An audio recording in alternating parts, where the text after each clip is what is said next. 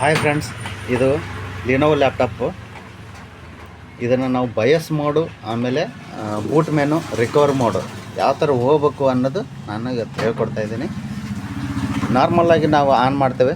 On ಮಾಡಿದ ತಕ್ಷಣ FN key press ಮಾಡಿಕೊಂಡು F12 ಪ್ರೆಸ್ ಮಾಡ್ತೇವೆ. ಬಟ್ ಅದು ಹೋಗಲ್ಲ ನೋಡಿ, ಏನೇನೋ ಬರ್ತಾಯಿದೆ. ಹಾಗೆ ನಾನು ಆಫ್ ಮಾಡ್ತೇನೆ. ಆಫ್ ಮಾಡ್ತಾಯಿದ್ದೇನೆ. ಆಫ್ ಆದಮೇಲೆ ಇವಾಗ ನೀಟಾಗಿ ಪ್ರೆಸ್ ಮಾಡ್ತೇನೆ ನೋಡಿ, FN ಕೀ ಮತ್ತು F12 ನೋಡಿ. ಇದಿಷ್ಟೇ ಭಾಳಷ್ಟು ಇರುತ್ತೆ, ಹೋಗೋದೇ ಇಲ್ಲ. ಇವಾಗ ನಾವು ಏನು ಮಾಡಬೇಕಪ್ಪ ಅಂತಂದರೆ,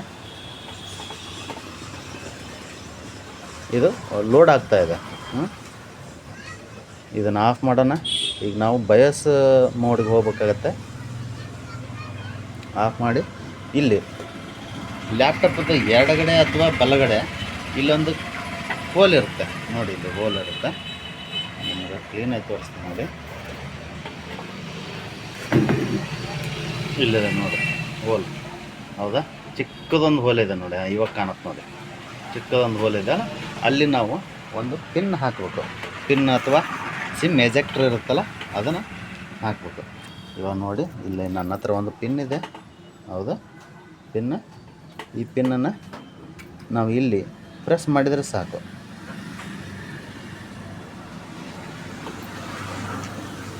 ನೋಡಿ, ಹೌದಾ? ನೀಟಾಗಿ ಇಲ್ಲಿಗೆ ಬರುತ್ತೆ, ನಾರ್ಮಲ್ ಮೋಡು. ಆಮೇಲೆ ಬಯಸ್ ಸೆಟಪ್ಪು, ಬೂಟ್ ಮೋಡು, ಆಮೇಲೆ system recovery. Okay, thank you. ಎಲ್ಲರೂ ಸಬ್ಸ್ಕ್ರೈಬ್ ಮಾಡಿರಿ ಪ್ಲೀಸ್.